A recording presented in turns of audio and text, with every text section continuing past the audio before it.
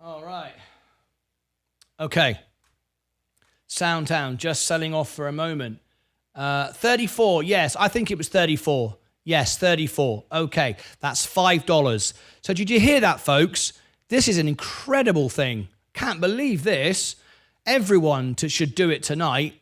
This is incredible. Stacey Bailey is trying to encourage everyone to subscribe to me so I can get to do these fundraisers. And she is offering, she will donate $1 for every new subscriber during tonight's earnings, up to 50. That's incredible. Can you believe that? Right, 2 minutes to go. Here is the Soundtown earnings. If everyone, I mean, seriously, what reason have you not got to subscribe to the music channel now? Not only are we going to do your favorite charity, give all the money to your charity, Stacey is encouraging you now with a donation as well. That's ridiculous. That's absolutely unbelievable. She's so, committed to me getting to do this. Anyway, there we go. Soundhound, we've got 2 minutes to go. Do you want me to super chat or let me know how you? Yeah, super chat's fine, Stacey. Super chat's fine. Whichever way's best for you. That's fine by me. Right. Soundtown. Let's have a look at the numbers. Not showing there yet. There's the advanced chart. There's the line chart. There's the event. We've got 30 seconds to go. Okay. You ready? Just a few moments to go now. It's incredible. What an amazing thing. Stacey is a generous friend. She's an incredible person. She really loves what we're trying to do, and she's trying to encourage people to do it. I don't know why everyone hasn't done it. I mean, it's nuts. We're literally giving your charity that you support money, and people, like 300 people watching right now. We could get at least 100 subscribers tonight. It's gone up to another one. 6,040. Okay, here we go. We've got to listen in now to the Soundhound earnings. Here we go. Still playing music. I'll keep it muted for a moment.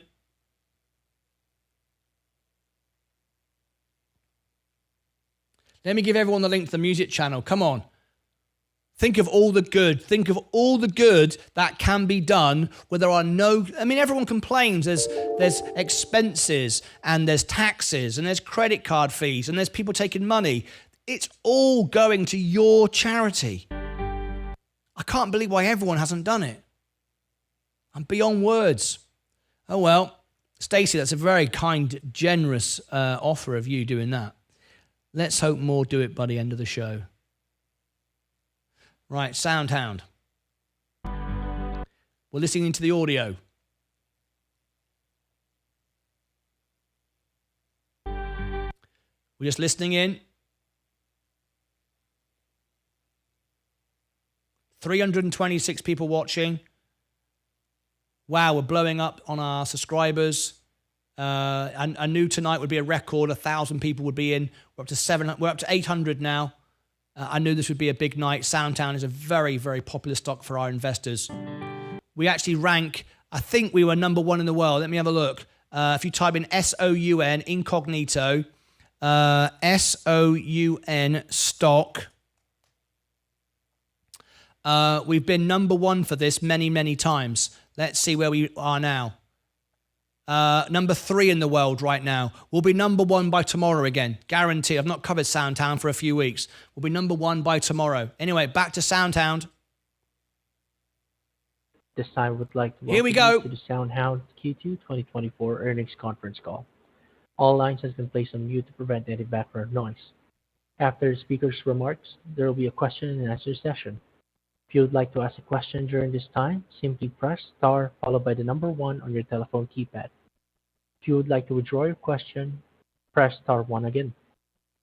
I would now like to turn the conference over to Scott Smith, Head of Investor Relations. Please go ahead. Good afternoon, and thank you for joining our second quarter 2024 conference call. With me today is our CEO, Keyvan Mohajer, and our CFO, Nitesh Sharan. We will begin with some short remarks before moving to Q&A. We would also like to remind everyone that we will be making forward-looking statements on this call. Actual results could differ materially from those suggested by our forward-looking statements. Please refer to our filings with the SEC for a detailed discussion of the risks and uncertainties that could affect our business. The caller has a very bad line. There's nothing we can do about it. It's maxed out. In addition, we may discuss certain non-GAAP measures. Please refer to today's press release for more detailed financial results and further details on the definitions, limitations, and uses of those measures and reconciliations from GAAP to non-GAAP. Also note that the forward-looking statements on this call are based on information available to us as of today's date.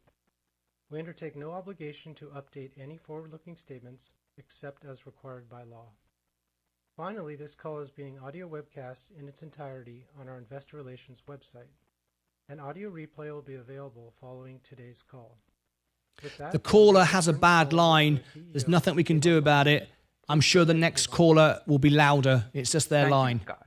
And thank you to everyone for joining the call today.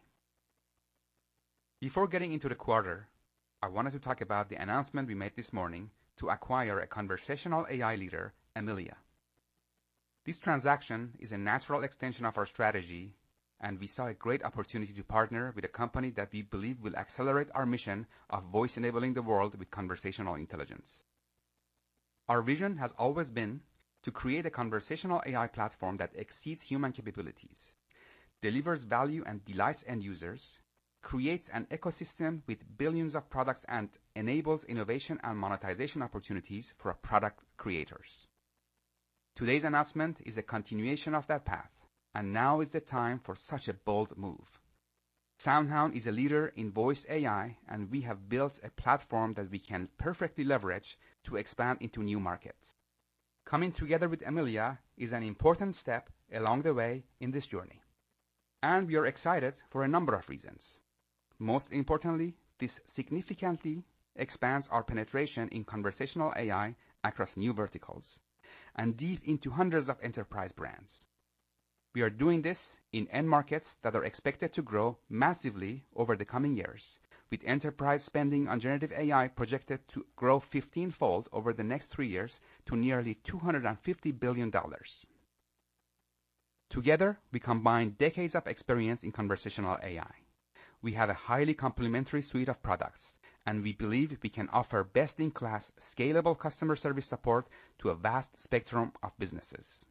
The announcement today marks a significant and strategic expansion of SoundHound's existing customer service pillar. We are adding even more breadth and depth to this offering that has already seen substantial growth amid the accelerated adoption of voice and conversational generative AI solutions. Nitesh will provide some more insights into this deal and our overall M&A philosophy later on. Now on to the quarter. Once again, we are reporting strong growth. Second quarter revenue was up 54%, and cumulative subscriptions and bookings backlog roughly doubled year over year to $723 million. We also saw a steep increase in engagement with our technology. Our annual run rate of queries is now over 5 billion. We continue to see strong demand for our products, including SoundHound Chat AI in Pillar 1 and our AI customer service solutions in Pillar 2. Our value propositions are resonating with the industry. Customers choose us because they believe our innovation cycles are at a high level and results in powerful AI technology. They also know that we help them protect their brand, users, and data. We have accumulated 20 years of intellectual property, and technical innovation remains in our core DNA. Last year, we announced Polaris, our multimodal, multilingual foundation model. Polaris now beats numerous benchmarks against state-of-the-art models in the industry. A growing number of our customers are switching to Polaris. The result is higher accuracy, better user experience, lower internal cost, and faster response times. We can also deliver tuning and customizations much faster. These customizations have historically required long and expensive machine learning training cycles. With Polaris, we can achieve them with just simple configuration changes. Now let me discuss some business updates in the second quarter. In Pillar 1, we now have cars in production in almost 20 markets and support dozens of languages. SoundHound Chat AI, our voice assistant with generative AI, is driving this high demand. DS Automobiles became the first brand to quickly turn a trial run to live production. This was the first in-vehicle assistant with generative AI capabilities to go into production anywhere in the world.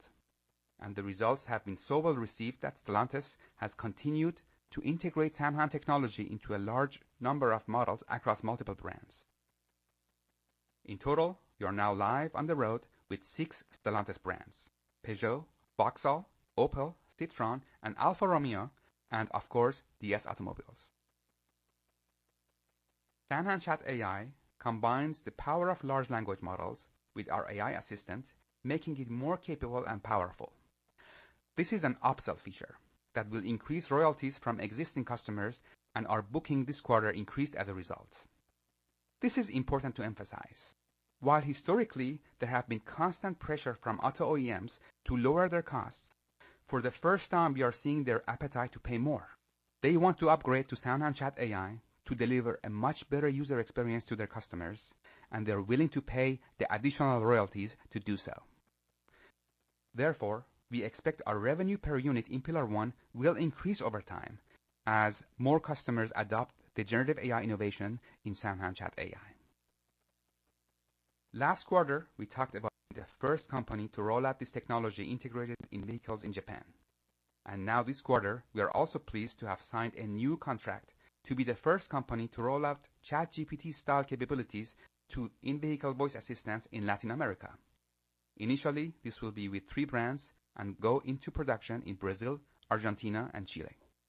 We also continue to gain interest and make progress with EV manufacturers.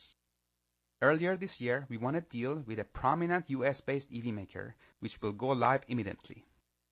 SoundHound Chat AI will be integrated across its full fleet of market-leading vehicles. This will mark the first US-based OEM to integrate an assistant with generative AI capabilities.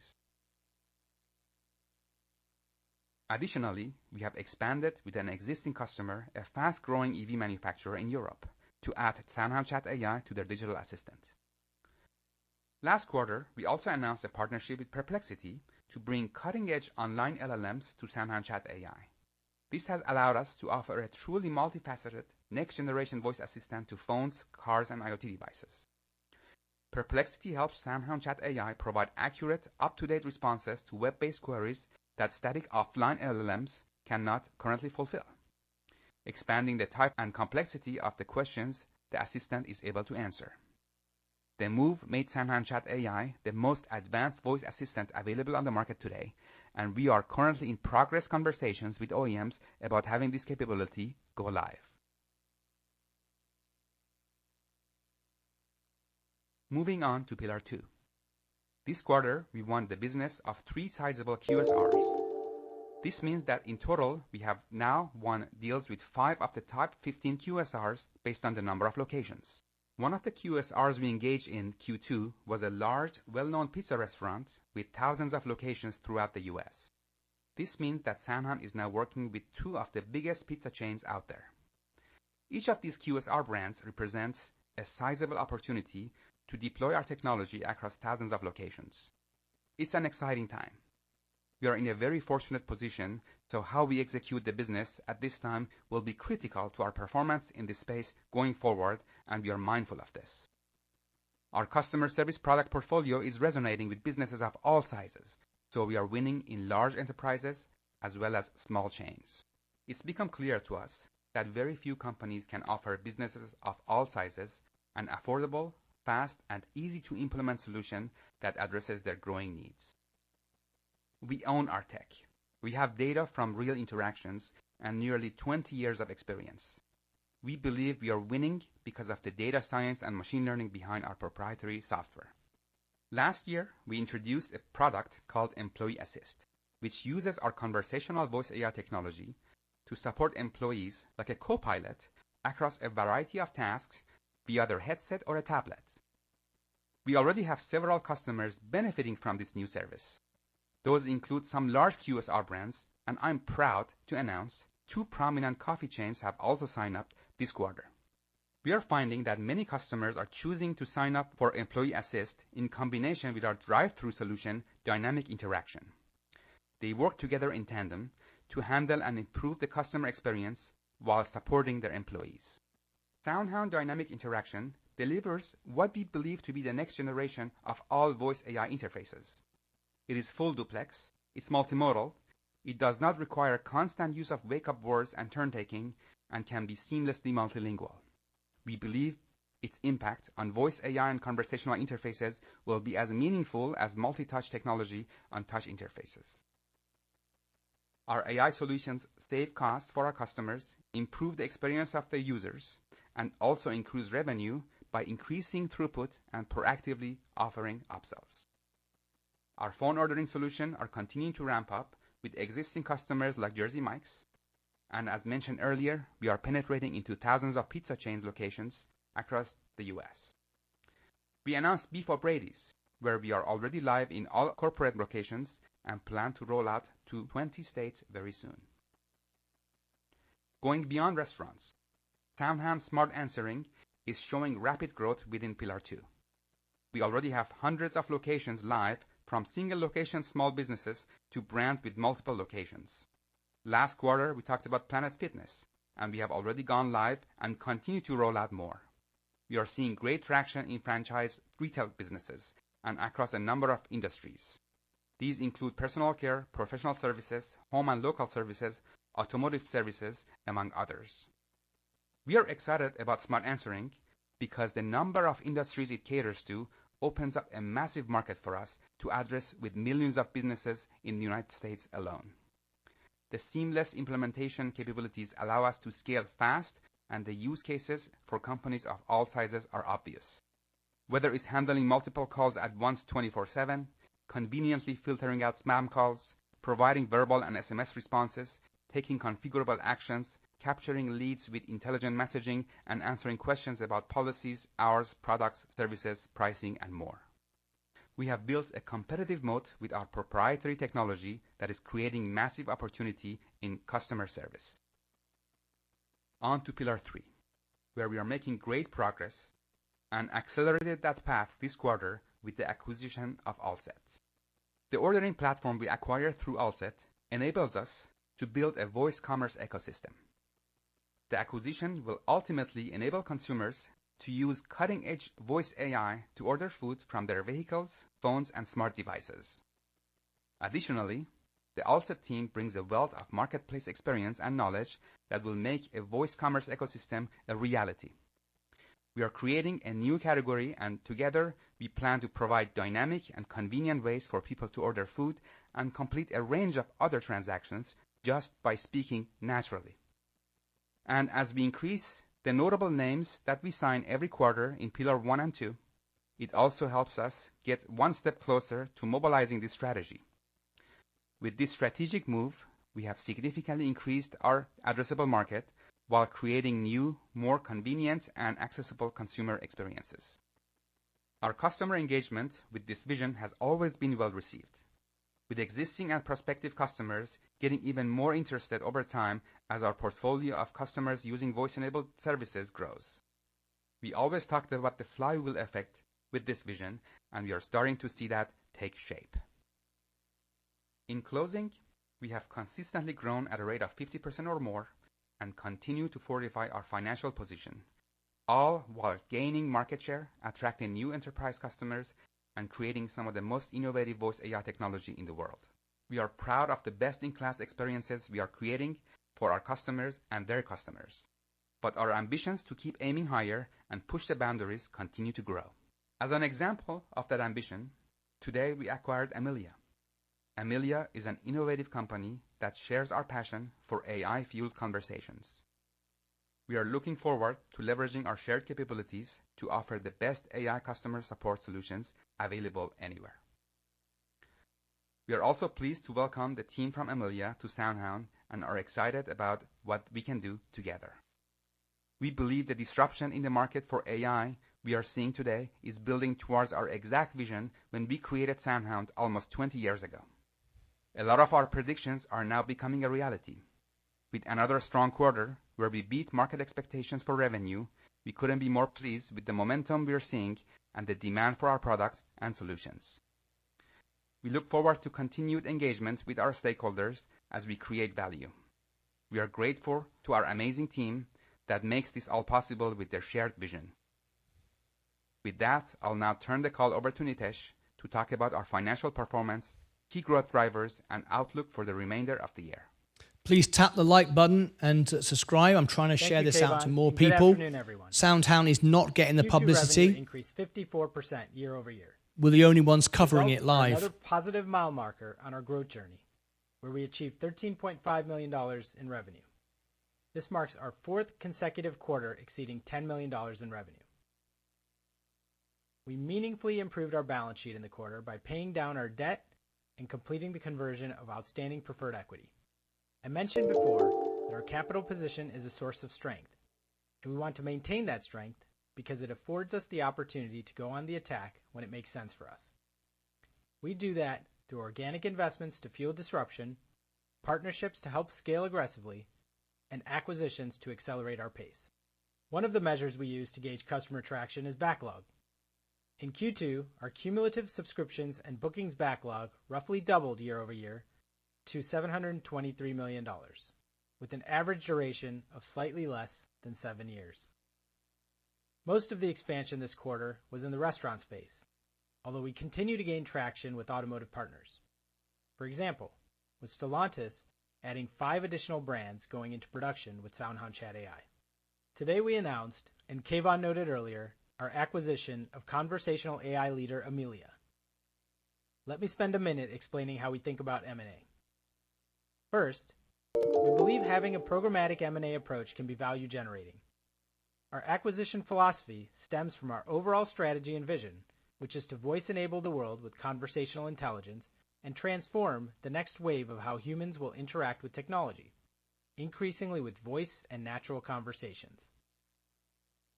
We know the requisite underpinning technology to enable this vision is here now.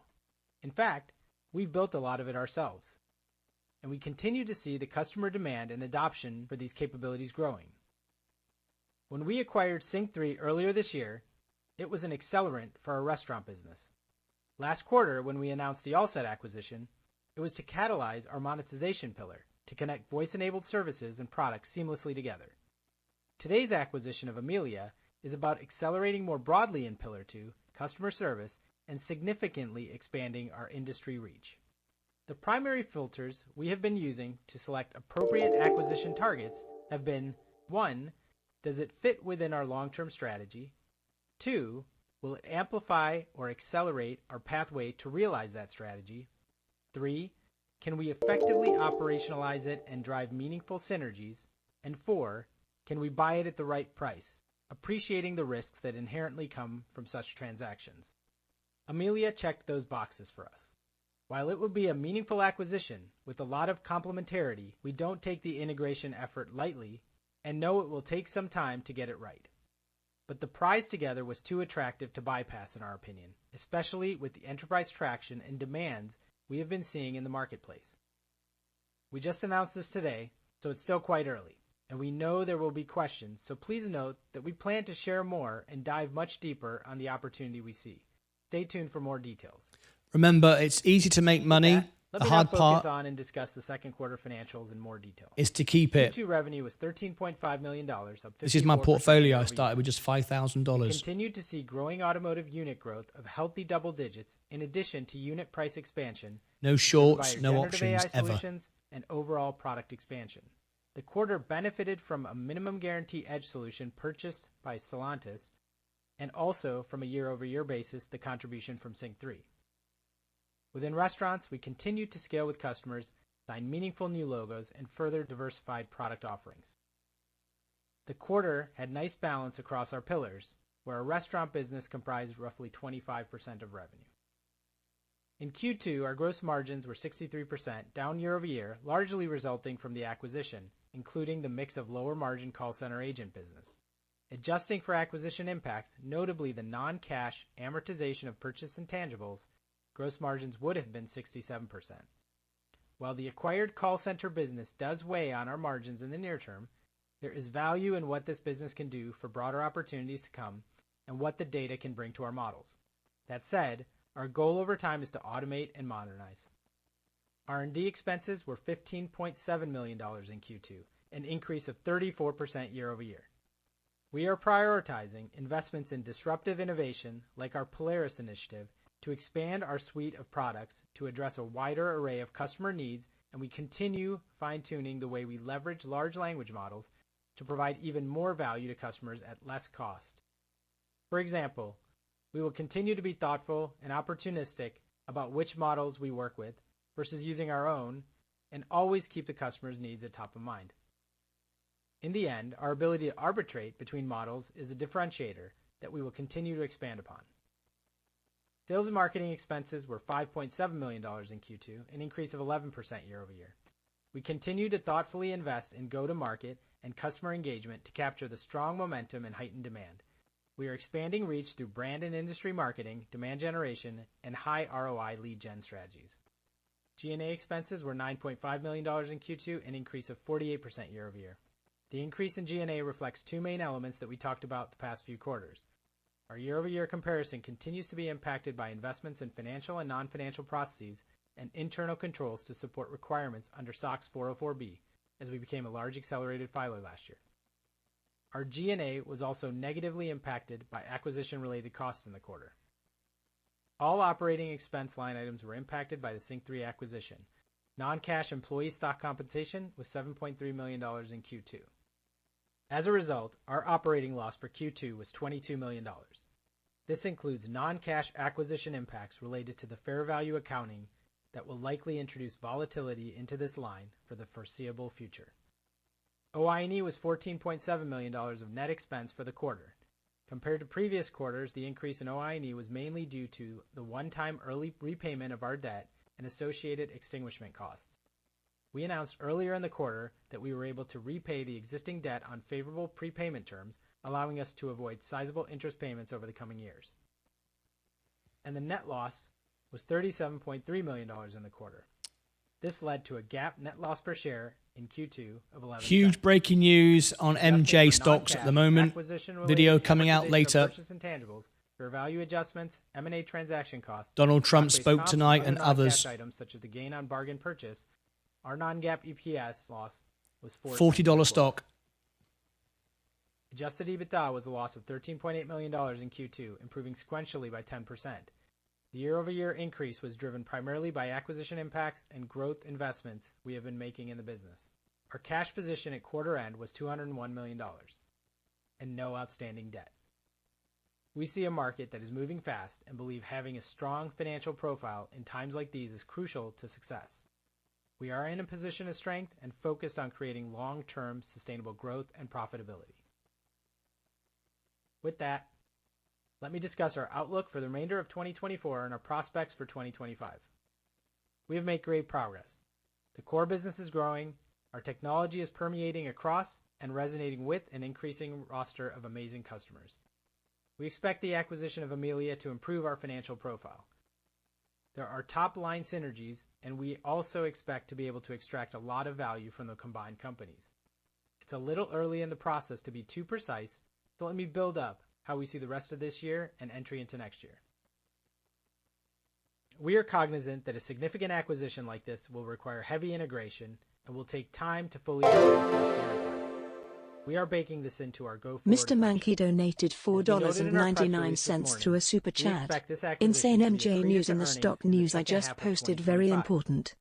And we now see 2024 revenue to exceed $80 million and 2025 revenue to exceed $150 million. There's much more potential here, but at this stage, it's appropriate for us to stay measured and calibrated on setting expectations. Amelia brings a diverse business with strong recurring revenue and also some other businesses that we are calibrating on to identify how best to fit them into our portfolio. In full transparency, there are lower growth and margin businesses where we want to assess the lifecycle value of each contract to determine the best go-forward approach. These decisions may affect the pace of our growth or our trajectory on margins, so we need some time to finalize the plan. Ultimately, though, we see a combined growth profile that is even more attractive than we were standalone, with greater profitability. And we see tremendous value to share with customers, employees, and partners over the coming years.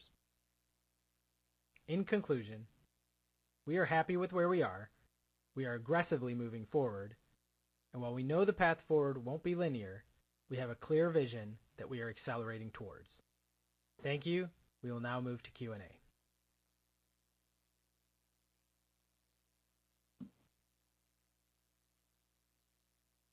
Thank you. The floor is now open for your Full questions. analysis at So the to ask end. a question If we this get a time, please majority, press star one. We're going to pause for just a moment to compile the Q&A. and I have some roster. free stocks to give away, and I will pay people's gold membership on Robinhood for 4 months if you Our stick to first the end. question comes from I've got Gil lots of gifts Luria to give away. from Thank you. D.A. Davidson. Hi, good afternoon. One for Kayvon, one for Nitesh, both on the acquisition. This is a transformative acquisition. So Kayvon, up until now, a lot of the strategy has been around autos and restaurants, pillars 1, 2, and 3. There's a very good alignment in the strategy between those end markets and that pillar framework. How do you see that changing now that you'll bring Amelia into the fold in terms of what verticals you're going to have and what your focus is going to be on in terms of pillars? Thanks for the question, and transformative is the right word. Thank you for mentioning that. So the strategy just gets stronger. The Amelia acquisition gives us a lot more scale in Pillar 2. We always knew we were going to expand beyond restaurants. We've said that restaurants to us are like what books were to Amazon. They started with books, now they sell everything.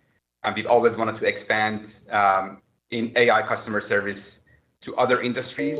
And when we looked at, we have an amazing tech that we can deliver to these brands, but it takes time to penetrate the customer base and understand their needs and even integrate with their infrastructure, especially for bigger enterprise customers.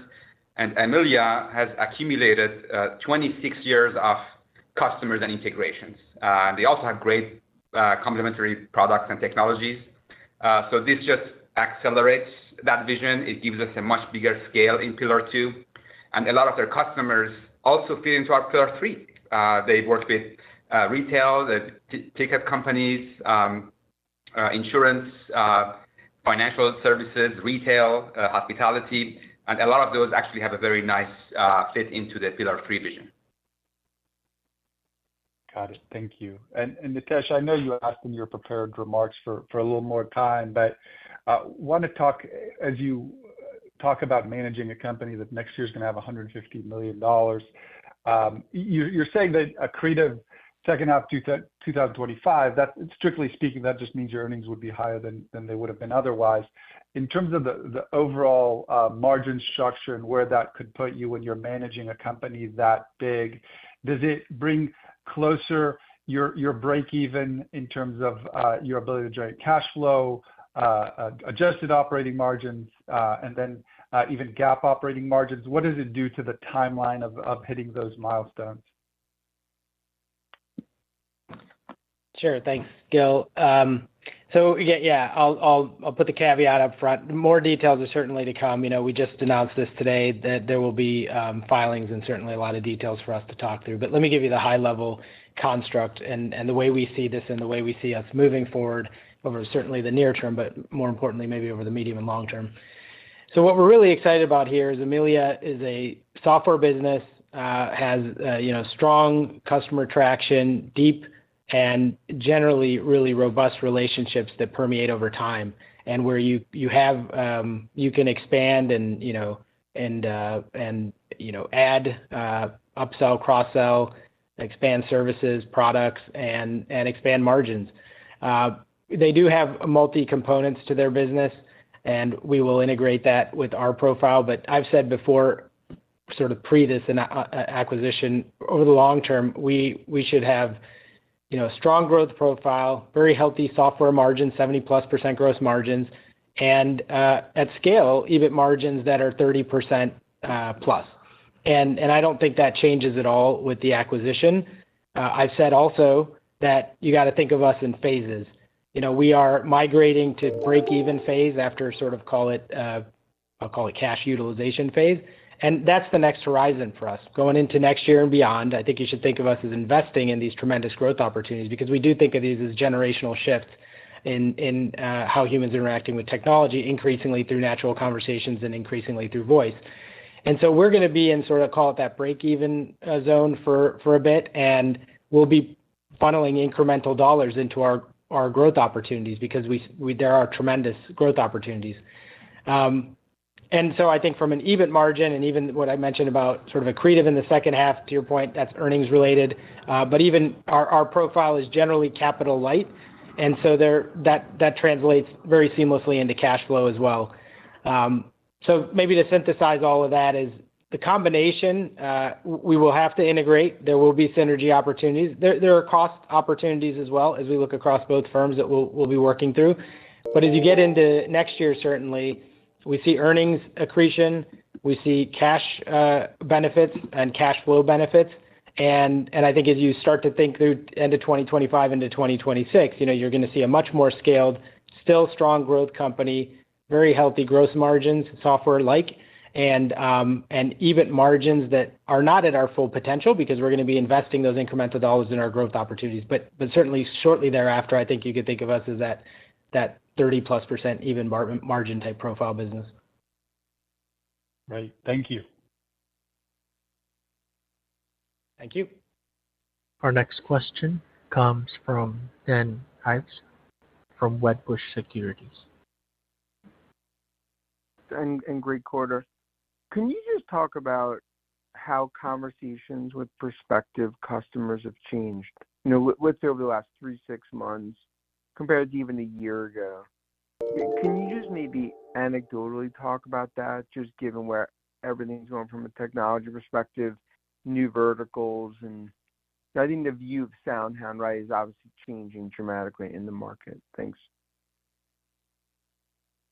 So in Pillar 1, where we power like automotive and devices, the big change is that they are willing to pay more for generative AI, whereas we have 20 years of history here, and there's always constant pressure to lower their costs. But we see it for the first time. We are seeing that when we say, hey, if you want to upgrade to the SoundHound Chat AI, which brings generative AI, there's additional royalty that you have to pay, and they're willing to pay it. So that's the anecdotal answer to the Pillar 1 question. In Pillar 2, the big changes that are for AI customer service, brands are coming to us. We used to go to them. We used to knock on their door, and we used to, getting a meeting to pitch our value proposition was a big win. But now we actually have to calibrate how to handle all the inbound demand. And they all want to move faster. They all want to be first. They want to go from pilot to production. They want to make sure we can scale with them. And that's a much better challenge for us to deal with compared to just getting meetings from them. Great. And then just kind of like a follow-up. I mean, kind of like Gil asked, but even to take that, does it really feel like, just given the momentum you're seeing, now is the time to do a deal like this? Yeah, I'll take that one. We think it's a great time to do a deal. I think, first of all, we're seeing our technology can permeate into different ecosystems, and we built the core proprietary tech, over many, many years, and we're seeing it live in action and getting a lot of traction across, when we extended from autos into restaurants. And really now bringing in Amelia into the fold does a few different things, some of which we've highlighted in our press release, but there's really a lot more here. It's a diversification of industry. It's really skills at integration. They have a great ecosystem of channel partners, by the way, which we can leverage across other avenues of our work. And there's a great intersection of product synthesis. So when you look at other products that we've been deploying around our Smart Answering or Employee Assist, there's a great synergy that we could bring into their ecosystem as well. So when we look at things, again, I kind of laid out in the prepared remarks the framework when we think of inorganic versus organic opportunities. when we see the market momentum, ultimately to your first question, what are customers seeing? They're really thirsting for solutions. It's not just buzz out there. It's like, how do you utilize this technology to help their customers and to help them grow? And it's not only productivity, it's actually about generating new revenue. We see that with the restaurants, for example. It's not only about productivity. Obviously, they have workers in store that are overworked and strained, and freeing up their resources is one thing, but we see consistent improvements in upsell. And automation never shies away from asking for that large drink or the extra French fries, and those types of things are actually revenue and really meaningful ticket items for customers. So, I think we're seeing those demands. We think, yes, totally cognizant of, as I mentioned in prepared remarks, that anything meaningful, there's integration effort and so forth. But I think the way we look at it is, over the long term, when we look at the sort of the calibration of risks and opportunities, this is the time to be aggressive, and this is the time to be thoughtful, but definitely to be in go mode, because we're hearing it directly from the customer. So I think with combination with Amelia is something we're very excited about. Great, thanks. Thanks, Sam. Our next question comes from Mike Lattimore from Northland Capital Markets.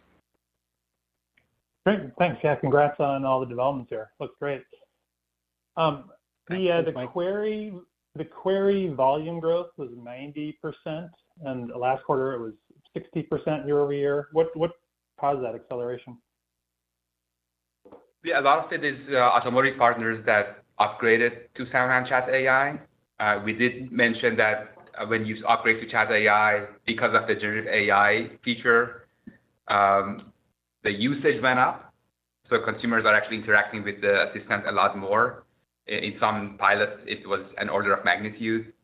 So that's one. And also just scaling in Pillar 2, having more customer service customers. Got it. Great. And then on Amelia, can you talk a little bit about the core technology here? Is it that they have a kind of a platform that can handle orchestration, integrations, data security, develop agents on that, and then they can bring in your tech? Or maybe just talk a little bit about kind of what the core elements of their platform is. Yeah, so they have productized customer service, somewhat omni-channel. So it supports text and voice, phone, and chatbots for both user-facing and employee-facing. And there is a lot of synergies on using our tech to power that. For example, for speech recognition, they're using third-party APIs. We would replace that with ours. There's opportunity for improving accuracy and also cost savings. There was a cloud migration for them to bring their cloud to our cloud, another cost-saving opportunity. And just the way our AI works, we think we can improve a lot of the user experiences, but it's not just a complete replacement. They also have done a lot of innovation over 26 years. So there's an opportunity to take the best of both. We saw that also with Sync3. When we bought them, we thought, let's go and look at the best of both and create something better, and we've done exactly that. Yeah. Excellent. Great. Best of luck. Thank you. Thanks, Mike. Our next question comes from Scott Buck from H.C. Wainwright. Hi, good afternoon, guys. Thanks for taking my questions. First, I'm just curious, with the closing of Amelia, do you now have all the tools in the toolbox necessary to, complete the three-pillar strategy and do it successfully? Well, we've had the tools. We just needed the scale, and we reached a point where we thought we had that scale earlier this year. We are now in millions of cars and double-digit thousand locations in Pillar 2. So just connecting them together seemed like at the right time. We also have national coverage of certain brands, like Chipotle, for example. And the acquisition of Allsets earlier is going to accelerate the integration. Now we just need to do the integration of bringing those Pillar 2 customers into Pillar 1 products. And with Amelia, we just massively increased our scale in Pillar 2. So going from double-digit 1,000 locations, mostly in restaurants, now we are in almost 200 large enterprise brands in new verticals for us. So we are in retail now, we are in hospitality, we are in financial services, insurance, and healthcare. Okay, so there are no holes in tech that you still need to fill. It's now just There's about no holes, accelerating the scaling. Absolutely. Yeah. Okay, perfect. That's helpful. And then you've had some nice wins, and then obviously some big opportunities out in front of you. I'm curious from an implementation capacity standpoint, whether or not you need to go through a process of significant hiring, or between your own team and the team you're bringing on through Amelia, you have the the hands on deck to meet that demand. Go ahead. Yeah, I'll jump in. I think we're in a good spot. We have been steadily, hiring in pockets where we've needed it to accelerate. I think overall we've been in a good spot where attrition's been low, and we have our talent who's really passionate about what they're driving, and sometimes they do need additional resources or scaling with customers, and so there has been measured hiring, and I think we know in pockets where if we see an opportunity to go faster, we don't. I think we talked about this maybe a quarter or two ago. Like, we don't want a customer waiting for 6 months, so we really want to get the resources to be able to start to activate. But I'd say generally no major holes, but because there's growth, there's going to be some hiring to support that. And then I'll also add that again, across the companies, there's synergy opportunities both on revenue upsell and cross sell, and leveraging that omni-channel opportunity where they bring to the table to amplify our voice capabilities, and I think there's just some overhead things that naturally there's going to be cost synergies. So that's the work that we're kicking off really earnestly. But to your point on, or maybe the prior, like from a tech stack, no major holes. From a product capabilities, no major holes. From a resourcing, no major holes. But when you're growing, you're constantly expanding, and you're kind of adding to as you go, and that's kind of what we're always mindful of, to make sure that we have what we need to grow. Yep, no, that's helpful, guys. I appreciate the added color. That's it from me. Thank you. Great, thank you. Our next question comes from Brett Knoblauch from Cantor Fitzgerald. Hey guys, thanks for taking my question. Congrats on the acquisition. I guess just kind of digging a bit deeper there. I think in your prepared remarks, you guys talked about there being some slower growth, lower margin businesses, and probably the flip side, some higher growth, higher margin businesses. Could you just maybe provide a framework for what that business is growing at, and additionally walk us through why they sold for, call it, $80 million, with expectations to do $45 million of revenue. It seems like a phenomenal purchase price for you guys, but I guess why did the sellers agree to that? I guess that is not have it in them anymore. I guess can you just talk about how that process happened as well? Yeah, thanks, Brett. I'll say a couple of things. First, again, more details to come. We'll see a lot more, around the breakout and the details of the financial profile. The 8K that we filed this morning on the transaction actually walked through the deal economics, so maybe I'll just start there. So there actually were multiple components. So there was sort of an upfront piece, some cash, some stock. There was also a part of assumption of debt, and we paid back part of that debt that was announced concurrently. And then, like we've done in prior acquisitions, we like to share in the economics over time with delivery against the milestones and expectations that we're setting in concurrence with the target. And so all those parts are there. I think 80 is probably just a partial view, just to be clear. So there is, again, some debt components and other things and some earnouts. But we do, I think maybe the essence of what your question is value. And certainly both parties need to say there's alignment of value for any deal to make sense, and we've been going through that with them. And part of it is when you do stock transactions, there needs to be an attribution to future value of that stock, and there's a real belief, both sides, of what we can become and what we're starting to become. So I think when you unpack all that from deal economics, that's why this transaction was successful, why we got it to this place. Then your other question was sort of an unpacking of the various pieces of the business. So we did articulate in the press release about the $45 million of ARR. They do have a strong recurring business that has been over time shifting from a licensing model. And so that transition has happened. And so that's a really, that's what we valued, really. It was a growing ARR business across those industries we talked about earlier, really rich set of customers, too big to fail banks and those types. So people that would take us a long time to really develop a system to support. And so we're very, very excited about that. But they do have other pieces. They have professional services. A lot of the deals they've had are complicated. There's implementation, customization services, and those can be very valuable. They tend to be a little lower margin, and so that's a little bit of what we were alluding to. And then they also have this piece of the business that's more call center-like. I think of it maybe in, I forget what that escalation support type capabilities, and those are partners that we work with and revenue that they generate that is lower margin business, and we do openly need to dive in and understand contract by contract what makes sense. In Gil's question earlier, I talked about what's the profile of business we're building. We're really happy as a AI centric next generation technology software provider that from my seat goes like, hey, 70+% gross margin, 30% EBIT margins at scale, bits and bytes that can transition and scale very quickly.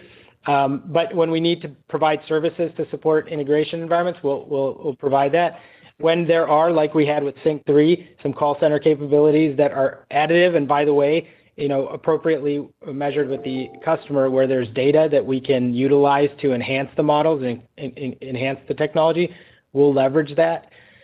So yeah, there are different pieces of their business at different growth rates, and we're going to calibrate, and we're just getting going. So again, more details to come. So stay tuned. Perfect. Thank you. No, that's very helpful. I think you guys also talked about how you like having the optionality to kind of go back and forth between different models that you're integrated with, whether it be Perplexity or ChatGPT. I was just wondering, from the cost side, from your point of view, I guess, how are they billing you? Is that a usage model? Is it a one-time setup fee? I guess, how should we think about that dynamic? So something we predicted before there were even multiple models was that, and this is more than a year ago, was that there will be multiple models. They will be good at different things, and some will be cheaper, some will be more expensive, and some will be owned and made by us, some will be open source. So we built an infrastructure to be able to tap into different models, arbitrate, choose the right one, and even for a single interaction, sometimes we go to multiple models at the same time. And that is working. It's seamless. The user experience is amazing. They don't need to worry about where it's coming from. They just get the right answer, and then it follows them as they ask different questions, and so on. Now, in terms of billing, it's again, some of these are models that we host, so the cost is mainly hosting, and for the APIs like OpenAI and others, you can sign up for enterprise accounts to bring the cost down and get more scale with them, and that's something that we are doing. And then there are companies like Perplexity that have list prices, and then we have an arrangement with them that we can go to them when it scales to, for example, rev share arrangements or lower prices at scale. So we future-proof that for that, but it's too early to go into specifics of it. Perfect. Thank you. Really appreciate it. Congrats on the transaction again, guys. Thanks, Brett. Our next question comes from Glenn Mattson from Ladenburg Thalmann.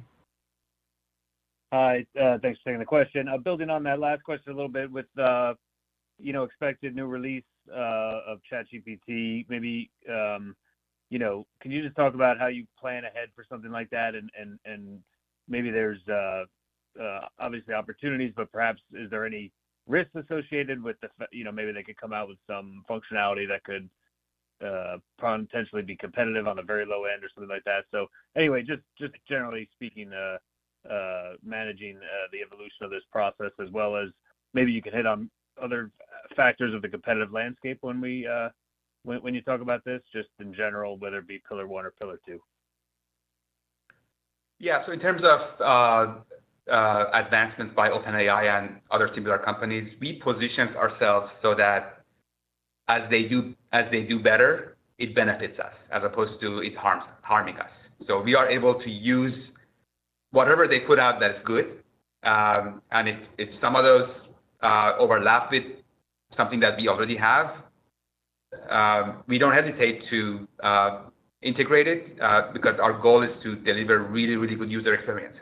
And that was one of the advantages of SoundHound when the big tech players were kind of disoriented for more than a year. Oh, let's go build our own. We're never going to use OpenAI APIs. We did it in 2 days. And that really benefits us. We were the first to go live with our customers, and we were the first AI assistant that integrates generative AI and so on. So we love it when they come out with something that is good because say, hey, we can make our products better. I don't think they are going after our customers because it takes a lot of integration, a lot of hand-holding, and a lot of support. It's not just a model. We have to integrate, for example, in restaurants, we have to integrate with POS systems, and we have to integrate their menu. We have to understand their needs. In automotive, it's integrating with the head unit and the navigation software in the car control features. And those integrations, even OpenAI has probably said they are not going to go after those. They're becoming a platform to enable companies like ours. And the advantage for us is that we have a lot of core technology to augment what they have to really enable things that other companies are waiting for something to become available. We already have that, so we can go faster. I think I answered your question, but yeah, no, I just wanted to beyond that, possibly the competitive landscape. If there's been any changes, possibly even down to Pillar 1 or just across the board in terms of the traditional competitors. Thanks. Yeah, I'll jump in a bit. So, I think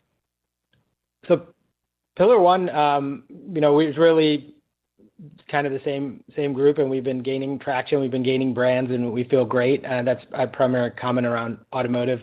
Broader than automotive into other devices that we operate in, we've had a great position, and we continue to gain traction there.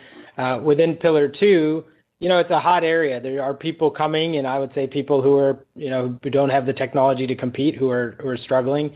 And, we really have felt this way. We've seen it. I think what we're seeing from customer traction is that we are still, and we say this very humbly because things change in a heartbeat in tech land, we are step function above others in terms of technology capability and the solutions that we have, and frankly, the package of solutions that we have from, drive-through, phone ordering, employee assist solutions, and beyond. We're moving heavily beyond just at point site, but into in-app, into text, et cetera.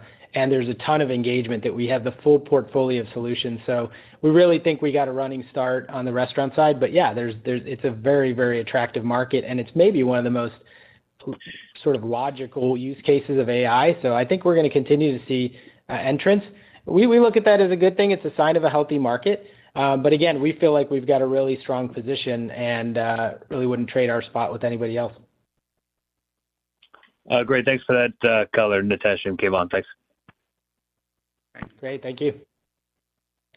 Our next question comes from Leo Carpio from Joseph Gunnar. Good afternoon, gentlemen. First, congratulations on the deal and on the quarter. Going to dive a little bit further into Amelia. In terms of the deal, can you talk us through in terms of who approached who for this transaction? How did you become aware of Amelia? And then looking forward post-Amelia, what other verticals you may be interested in? Thinking here being that as you explore voice AI and develop the capabilities, you may discover second, third derivative technologies that may be of interest to you that could bolster your platform and capabilities. Sure. Yeah, I mean, I'll start maybe with the framework I laid out in the prepared remarks. Like, first of all, we think that having or at least being open to the idea of having programmatic M&A and being aware of who the players are, from partnership perspective, to Glenn's question on from a competitive perspective. So being aware of what's going on in the marketplace is it's just part of who we are. So we're always aware. We've known of Amelia. They've been doing some great things for a long time. And you can imagine in this space, that's particularly in the AI space over the last, I guess it's 18, 20 months now, a lot of bankers come out with ideas. And so we've had interactions and, there's dialogue around partnerships, and we were heavily kind of going in our verticals. And as Kayvon noted, you got to start with this sort of overarching vision. We believe we are here to voice enable the world with conversational intelligence. We think that there's a migration happening, omni-channel in essence, and it's going to permeate across all industries. So the end all period at the end of the sentence wasn't always, okay, we're in restaurants done, we're in, autos done. It was always to sort of, as Kayvon noted, kind of evolve from our origin industries into beyond. So the question then is like, well, when and how and with whom are doing it organically? And those are iteration comments or conversations we're constantly working through. So in this case, yeah, we connected. We started to explore, just get to know, and then it sort of moved from there. And I don't want to go into details on their situation and what they were motivated by, but ultimately kind of landed in, hey, is there a potential for a combination? And then you have to explore the complexities of deals, which, these things don't happen in short order. They definitely are a long journey of due diligence and getting to know one another to understand, the cultures and could there potentially be a fit. And so we've been going down that for several months and sort of landed where we were.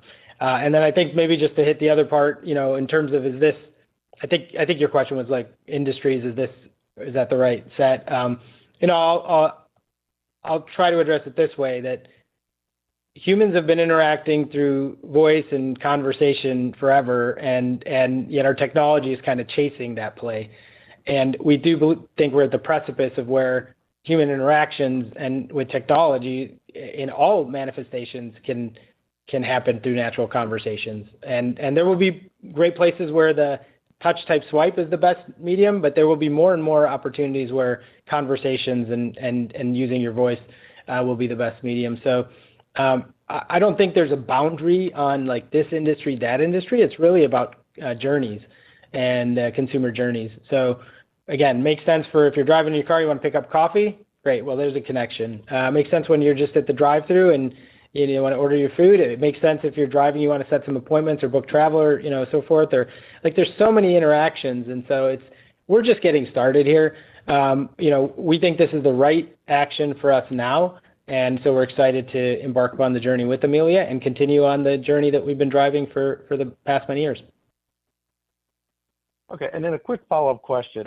In the restaurant side, the tenor of conversations, have they switched from one where your marketing team is proactively reaching out to potential customers, or are they now flipping in terms of their inbound calls to you?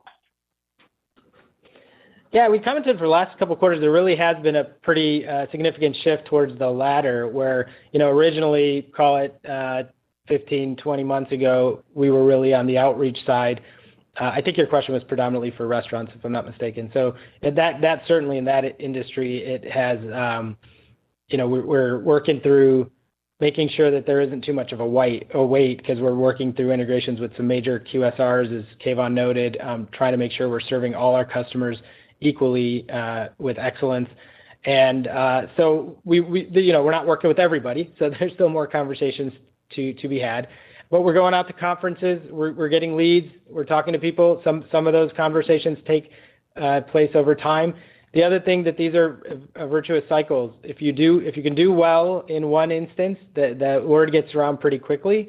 And also in a lot of these franchises that we're working with now, it's not just like a brand to a brand, but it's you work with a corporate, and then it gets down to the franchise level. And some franchisees have a big number of, dozens and dozens of locations, and some of them have, hundreds of locations. So again, it was really moved towards a respond to, but that doesn't mean we're going to slow down on our outreach. And, we didn't really, I think, talk a lot about just beyond the restaurants and the smart answering capabilities where last time we talked about in the fitness space with Planet Fitness. There's a lot going on that side too, beyond just restaurants, that we're getting a lot of traction. And so just excited to keep going forward. And, as long as we deliver great products, we think the customers will come. Okay, well, congratulations on the quarter. Thank you very much. There are no further questions at this time, so this now concludes today's call. Thank you for joining. You may now disconnect. Okay, there's another SoundHound earnings done. Thank you very much for joining me. Okay, I like what I was listening to. A lot of you are concerned that the stock went down. This stock does this on the earnings. I'm not concerned by that at all. As I said before, I've done lots of earnings on this. I've done every earning, I think, every quarter for the last 2 years at least, maybe more, and covered the major news events. I like it. This is a business I like, and a lot of people that I have friends with on X, some very large investors like this too. And it's a good company. It's a well-run company. I think it's going to do very well. I think it's a $10 stock. It does take has a lot of volatility, but the sort of people that invest in it sometimes don't do themselves any favors. They say it's a great stock. 1 minute they own it, next minute they want to sell it. As you know, that's not my style at all. I'm an investor. I started this show 3 years ago to provide a service. As you know, I'm the world piano man. I've toured all around the world as an entertainer for years. I've had my own Vegas show, West End, and all sorts of things. And I built this channel to help people. I want to leave a legacy. I want to leave something special. And every day I want my wife to tell me I've done something good today. Always truthful, always honest. I will answer any question. This is all the money. This is my full portfolio here on display for you. Started with $5,000. I'm now at $100,292. I've never shorted a stock. I've never done options. And because I want to be the most honest and most live channel on YouTube TV, I only own the S&P 500. I used to own all these stocks, and now I only own, you can see here, if I look in my portfolio, this is my real money, my real portfolio. You can see 100% of my money is in the S&P. 100%. I never sell. I'm looking for macro conditions. I'm looking for situations. This is my Roth IRA. And you can see here as well. Let me just show you. In VU, the S&P, 100%. There you go. I'm all in. I'm fully in. All my cash, margin, the whole works. And I just look for macro conditions, unnecessary selling. People like Meet Kevin telling you the markets are going to go down 60%. We had Donald Trump said the world would end within 48 hours when who was it invaded? Forget now who it was now, invaded Israel, all sorts. I look for those conditions. I was up during the night going live when the yen situation happened a few days ago. Didn't wait till the morning. I went live throughout the evening, covered it, and I bought the dip. I bought more when it went down, and I've never sold. So you know that what I'm telling you is real. I'm not doing this, to gain subscribers or whatever. That's why I'm live 12 hours a day. I make lots of videos from the live shows, but I'm always live answering everyone's questions. Everyone has a voice. Everyone gets heard here. That's what this channel's about. So anyway, I'm bullish on SoundHound. I like it. I would like actually to get them on the show. So if you'd like to get them on the show, we have a Meet the CEO series. I've had live link-ups directly with the New York Stock Exchange. Jefferson Boots, who owns a gold mine, he called in when he was setting up to go public on the exchange. I've had I've had an FBI agent who runs a public company a few weeks ago call into the show. I've had Paul Worley from ASTI come to the studio. I've had all sorts of things. We've got plans for Sir Richard Branson, all kinds of stuff to be on the show. So if you would like Soundhound to be on the show, this is what we do. Because I make relationships on X and I make relationships on the show and through Instagram and email and so on, I never, ever sell my services. I never message anyone and say, come on my show. I never do that. I never advertise myself at all. I'm just too busy going live every day. I haven't got time for that. And it's not my style either. I believe in underselling and overperforming rather than just selling yourself. That's not what I do. The way we've had every CEO on the show up to now, and the way we can have the CEO of Soundhound on the show, we're hoping to have the CEO of NVIDIA on the show as well.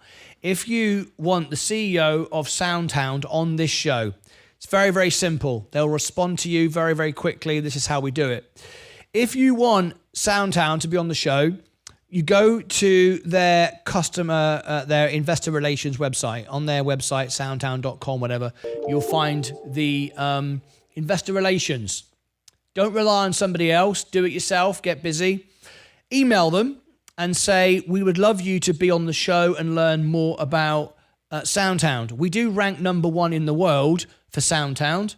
If you go into YouTube and type in Sound, SONU, the ticker symbol stock, we rank #1. We rank #3 today. We dropped down for the first time because I haven't done a video for a few weeks. But after today, we'll be #1 again.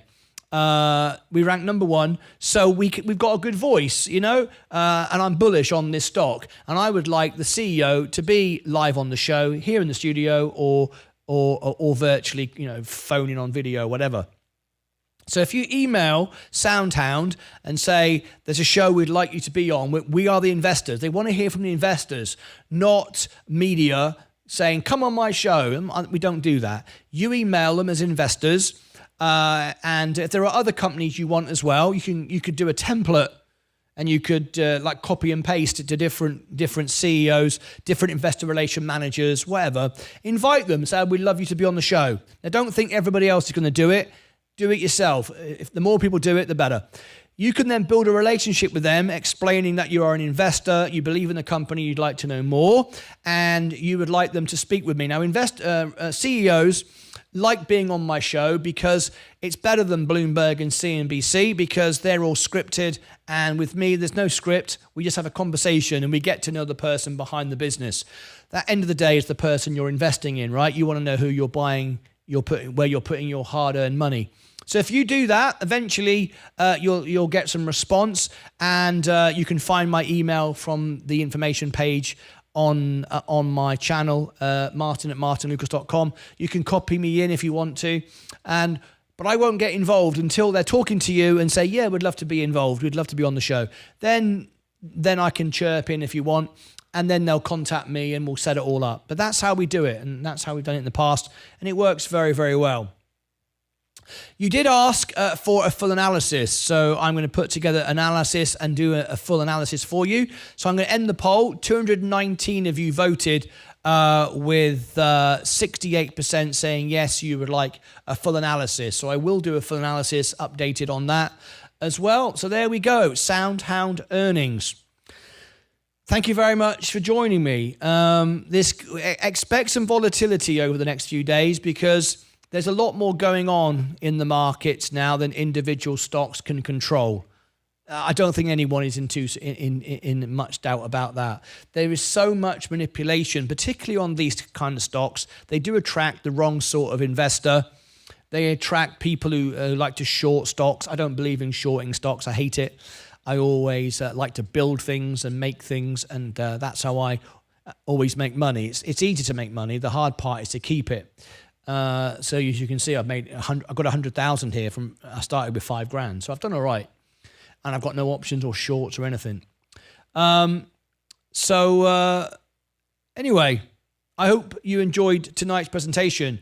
What we're going to do now is I've got some big news coming out about the MJ sector, Donald Trump was speaking tonight. We've got Kamala Harris trying to push it through first. It's a bit of a game. Who's going to push this through?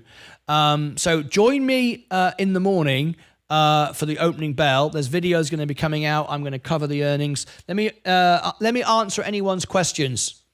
Have we got any questions here? Before I go, I will answer some questions, and I've got something we're going to do now as well. Just before I answer your questions, I'm going to do this. If you've got a question, put it in the chat, and I'll go through all the questions. But just before I answer the questions, I'm going to do this because I really do believe this wholeheartedly. It's how I built my channel. If you do things for others, you always do well. And tonight, Stacey Bailey is even giving a financial incentive for you to do this. Look at this. This is really quite incredible, right? If you help others, good things happen, all right? So let me share with you this. This is a moment for you to do good karma and for you to help yourself as well. Help yourself. For those of you who don't know, I was voted by Elton John as the world piano man. Here's my music channel. Here's my videos, whatever. There's me doing Elton John. I've got Elton John's jacket on, did Candle in the Wind. This is me with my Vegas show. I've got a big orchestra, the British Philharmonic Orchestra, Showgirls. I've had a Vegas show. I've had a West End show, all sorts of stuff, right? You know, it's not about me though, right? But this is my music channel, okay? And what YouTube do is when you get to 10,000 subscribers, right, on my music channel, I can turn on charitable giving and do fundraising. Now, it's pretty special because I can do fundraising for you, for your favorite charities, things that you want to support, okay? And all I ask you to do is subscribe to me. You haven't got to watch my music. You haven't got to listen to me. I do concerts every Friday night. Tomorrow night, I do a concert every Friday night. If you want to join me, you can join me. There's the link in the chat. Here's my concert Friday night. Every Friday, I do a live concert. You can tune in. I do live videos, and I'll do your requests and whatever you want. But the point is, what I want to do is raise millions of dollars for charity. And I can raise millions. I've done it before in the past. But there's always costs involved. There's credit card fees, taxes, charges, all sorts of stuff. Okay? But what we want to do now is when I get to 10,000 subscribers on this channel, we just set this up, YouTube turn on charitable giving. All right? We're at 6,040 right now. If you subscribe right now, that will start to roll round. When we get to 10,000, you can contact me and say, Martyn, I didn't just subscribe to you, but everybody at my work, my school, all my mates did. And we love supporting whatever charity. Would you do it for us? Now, as long as it's a registered charity, YouTube can link to it. So all the ad revenue from my shows, all the sponsorship, the super chats, the money that the shows earn will go directly to your charity in your name if you want me to do that. Okay? So it's an amazing opportunity. Now, not only, there we go, there's one more. Not only is it great for you to raise money for your charity without doing anything other than subscribing to my channel. I mean, seriously, could there be anything easier? There's the link again, look. Okay? I believe good things always come to good people. I believe that. So it doesn't benefit me in any way other than it makes me happy. Ananas, thank you. Oh, it's rolling around now. Look at that. Now, Ananas, I don't know who you are, where you come from, what country you're from. If you tell all your friends, Brennan Hurd, to do this, please then come back to me and say, Martyn, I've got 50 people, 100 people. We're always trying to raise money for Save the Children, people that are dying in wars, people that are hungry, animals that are mistreated. We're always trying to do it. Would you do concerts for us? And I'll say, yeah. And you'll say, well, what's the cost? And I'll say none. I will do it for free. YouTube don't charge any credit card fees. They take no money out. It goes directly to the charity. I can do it in your name so everybody will know it's because of you. You requested it. And I'll do unlimited concerts. I will keep doing it all the time to help people. I love doing it. So I did the global telethon a couple of years ago for the Lions Club. Every Lions Club in the world tuned in. It was a massive event through them. But there was always credit card fees, charges. Now, with doing it through YouTube, all the money will go to the causes. And I don't take anything. It doesn't even come to me. So right now, we have got, watching the show live right now, we have got left 167 people. And Stacey Bailey, who's watching right now, said she's also, to encourage you, going to donate $1 per person up to 50. And what did we start on tonight? Was it what did we start on? Was it 6,034? Was it? I don't know why somebody would unsubscribe. By the way, this happens. You see it every day. In this world, there are some really nasty people, very strange people, and I never understood why. Don't know why. People just don't constantly have a good time, love and support each other. Why anyone, when someone is wanting to donate all of their money, every bit of money that's possible to a charity, that you would want to prevent it, well, that makes you a very strange, very sad individual. And of course, you're the sort of person who's going to draw negativity to you, and you're going to live a very miserable life. I don't know why people would do that, but there's always one. In every 10, there's always one. I guess, there has to be some idiots in the world. Whoever you were who just unsubscribed, it doesn't matter. We're going to get to 10,000. We're going to raise millions for charity, and you can't stop it. So be a miserable sod, sit in your room and doom and gloom, but the rest of us are going to have a wonderful time. Up 11, is that right, David? Thank you. So Stacey Bailey is going to do a super chat for $11. Anyway, thank you ever so much, everyone who did that. If you want to tune in to tomorrow night's concert, we do it every Friday. This isn't a charity concert. This is just trying to build the channel.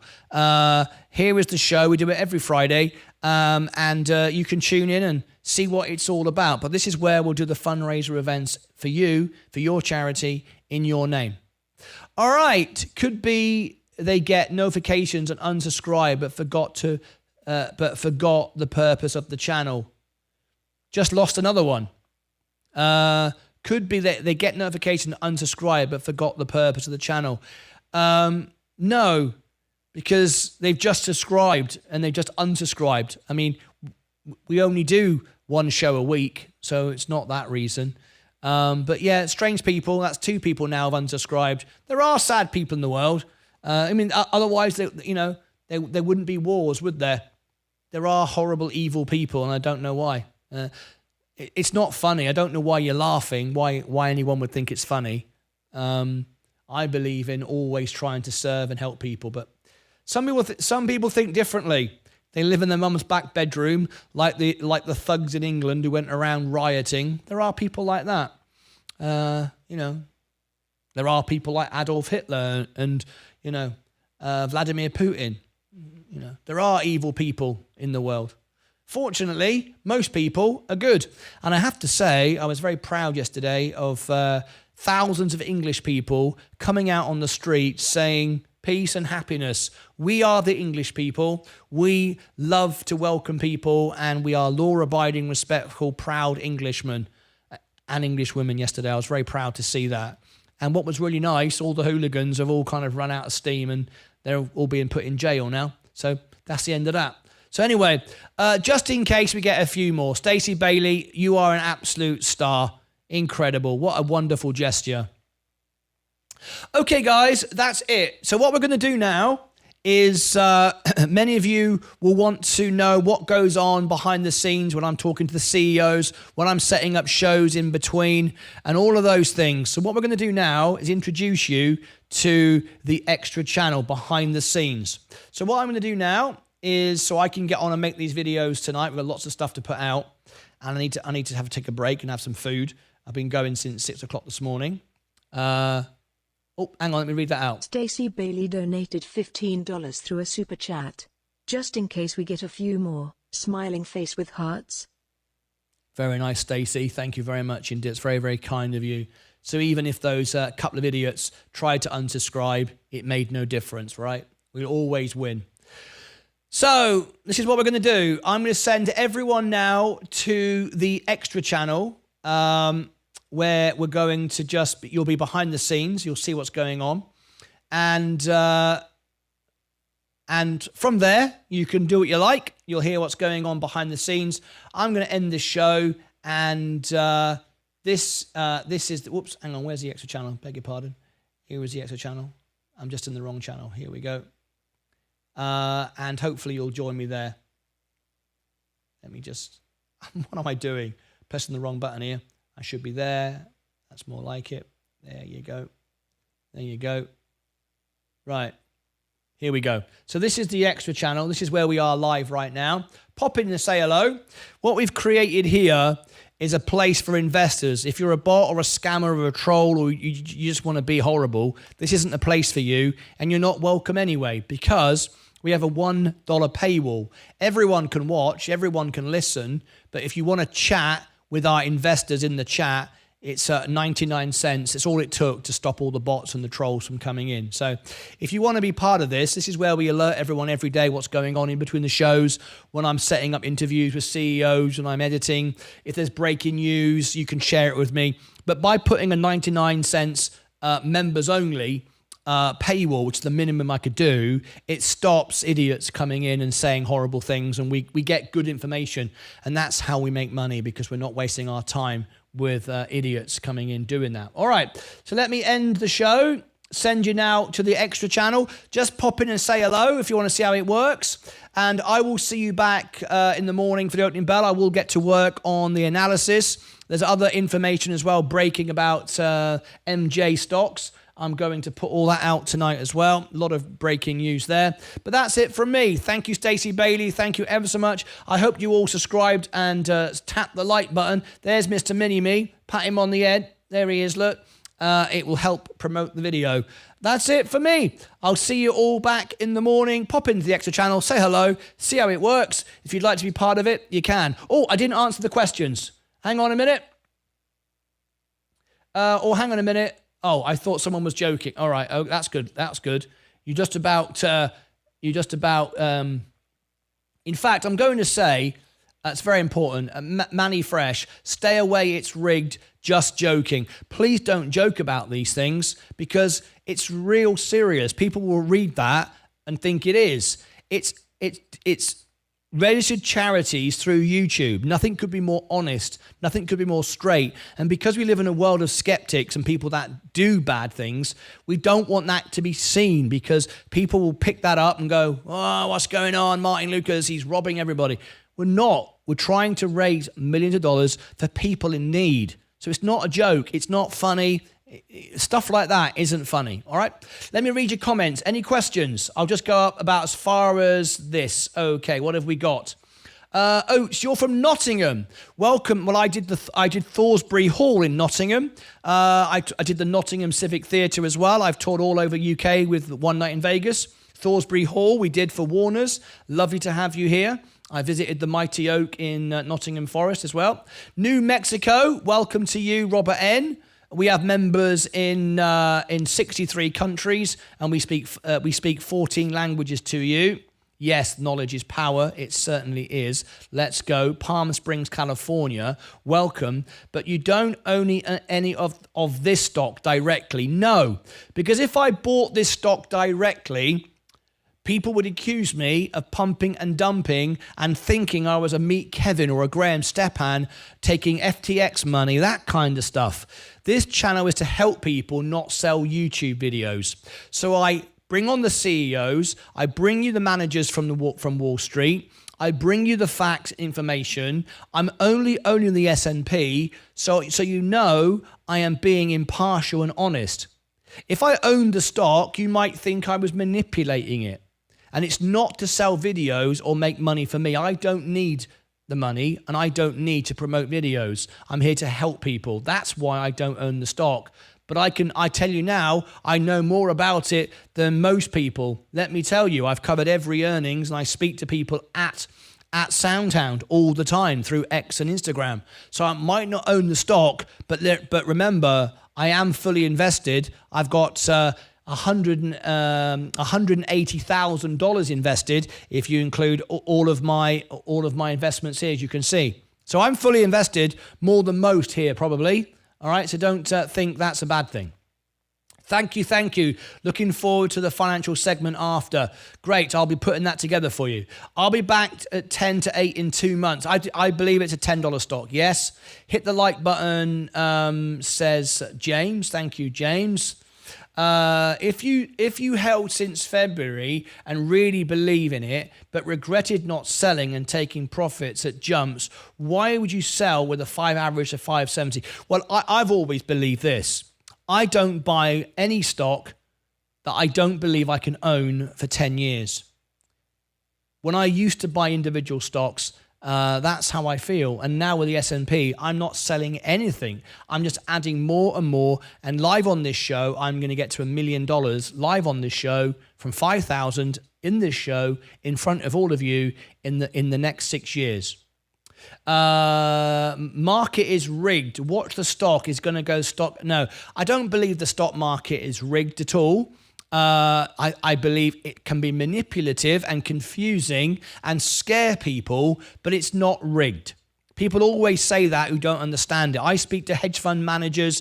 I speak to managers on Wall Street. I speak to CEOs. Wall Street are not investors. They're traders. And they dump stock and it manipulates the stock downward and people sell it. Retail investors get fearful and sell it. It's not rigged. It's just people are not convicted in what they own, don't understand what they bought and get fearful. That's not rigged. That's you not understanding what you bought. It's like when the stocks went down a few days ago, many people told me, oh my God, what's going on? Meet Kevin said it's going down 60% and all this. What did I do? Use margin to buy more. All of that is to sell videos and scare people. Doesn't scare me at all. Many more discounts and time for us to buy more, says Hal USKYT. Happy for you, Martin. Thank you, Frederick. I don't plan on staying long. This is going to be 2-year hold. Anyone have the short interest currently on Sound? Yes, I do. I'll tell you exactly what the short interest is. The short interest is 25.26. I'll put it on the screen so you can see for yourself. This is using the most advanced algorithmic software, which I use all the time. My members can get access to this for free as part of the service. All right. Okay, what else? Any more questions before I go? If the overall market doesn't poop, do you mean poop? Hang on. Not sure what that really means. Rug pull tomorrow. Why won't they disclose the US EV company they have been mentioning for the last 6 months? They're probably in a dark period and there's certain things they cannot tell you. Sound is in my long-term portfolio. Same here. It's down a bit. What is a good price to get into SoundHound? Wait or just buy now? Well, I'll do the full analysis later and you can decide for yourself. I agree with Martin. I have long-term portfolio and use trading profits to add into my long-term holdings. That's from Chris Miller. True, Michael. I've been waiting to see green. Okay, I've covered all the questions. The news, Martin Tilray. Yes, I reported on the news for Tilray earlier, and I'm in the process. As soon as I end this, I'm going to put it out for you as a news item. Yeah. Let me check links for YouTube. There wasn't anything else new, was there? No, I've got everything. So, okay, so that's it. I'm going to now take you all to the extra channel. Thank you very much indeed. Appreciate everyone who subscribed to the music channel. Good people. There are more good people than bad, obviously. 6,046, but there's still a lot of bad people in this world, it seems. But anyway, we're not here for you. You can go and watch something else. We're here for the people that want to work and earn money and help others. Let's go now to the extra channel. That's it from me. Have a little look at it. If you like it, become a subscriber. If you want to become a member and talk to the members and the investors 12 hours a day, it's 99 cents. That's all it took to stop all the bots, scammers, trolls, and idiots they can't afford. The Trump pump. Yes, I'm going to put it out early. I'm going to put it out as soon as I finish this. Thank you very much indeed. Join me on the extra channel. I'm going to get to work and put more videos out. And that's it from me. All right. See you back in the morning. Take care of yourselves and each other.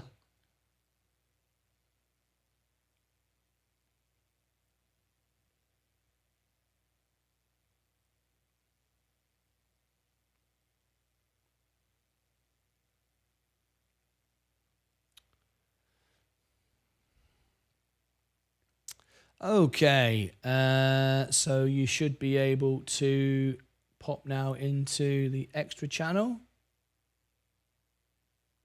Let me end this. Click the link, the profile here, and you can find the YouTube link. See you in the morning, guys. Good night.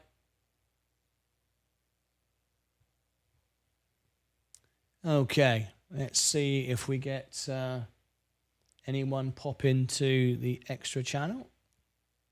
We'll just hold a second. Let me bring the lights up now. Let me clear all the boards.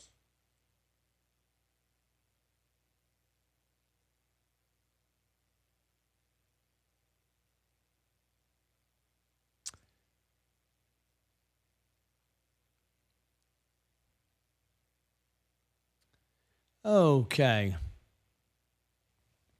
That's it from me. Thank you very much. If you're still listening in to the extra channel, I'm about to put some music on for a few moments and reset the studio.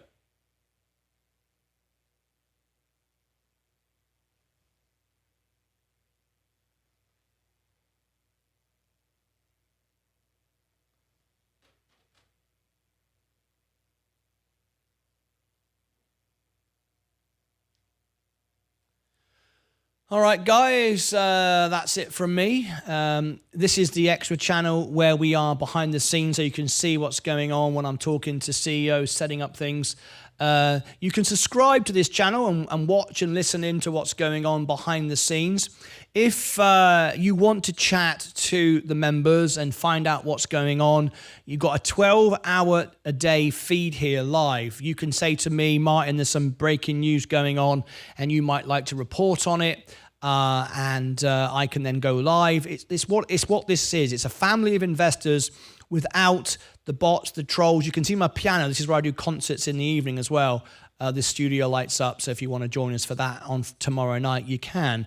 But I'm going to get back now to editing, putting videos out, have a quick cup of tea, and I'm going to leave you now with some background music. If you want to become a member of the channel so you can chat to the members, it's only 99 cents from, so that's how you can achieve that. All right?